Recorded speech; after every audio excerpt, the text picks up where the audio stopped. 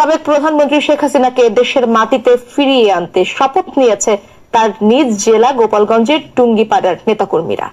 বেলা 11টায় বঙ্গবন্ধু শেখ মুজিবুর রহমানের সমাধিসৌধে শ্রদ্ধা নিবেদন শেষে শপথ নেয় তারা। এ সময় বঙ্গবন্ধু ও তার পরিবারের শহীদ সদস্যদের রুহের মাগফিরাত কামনা করে মোনাজাত করা হয়। উপজেলা আওয়ামী লীগ ও সহযোগী সংগঠনের নেতাকর্মীরা এতে অংশ নেয়। পরে একটি মিছিল বের করা হয়। মিছিলটি বিভিন্ন সড়ক প্রদক্ষিণ করে।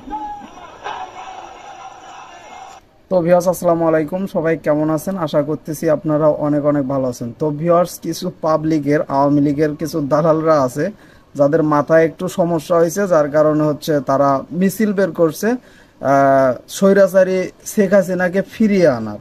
তো আমরা একটু মিছিলগুলো দেখব যে আসলে ওনারা কি বলে।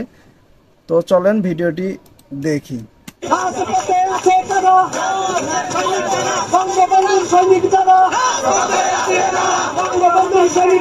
বড় বড় সৈনিকগুলোই পালায় গেছে, এগুলো ক্ষুদ্র ক্ষুদ্র সৈনিকগুলো রেখে গেছে আর কি।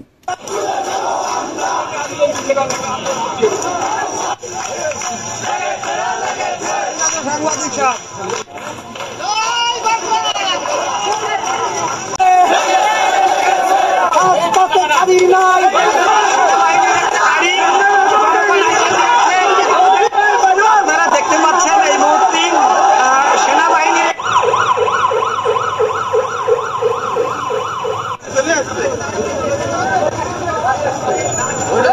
মাথার ভিতরে পোকা কামড়াইলে যা হয় আর কি।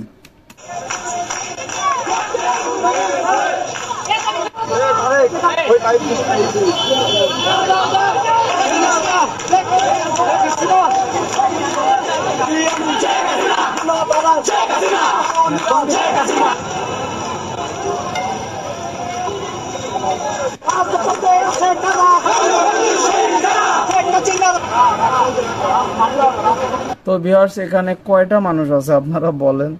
এরা যে এই মিছিলগুলো বের করছে, বাংলাদেশের যদি আরেকটা বার যদি লোকজনগুলো বের হয়, ছাত্ররা যদি বের হয়, তাহলে ওদের কি অবস্থা হবে আপনারা একবার কল্পনা করতে পারতেছেন? তো ভিউয়ার্স, ভিডিওটি ভালো লাগলে একটা লাইক দিবেন। চ্যানেলে যদি নতুন হয়ে থাকেন তাহলে অবশ্যই চ্যানেলটিকে সাবস্ক্রাইব করে নেবেন। সবাইকে অসংখ্য ধন্যবাদ এতক্ষণ ভিডিওটি দেখার জন্য। বাই।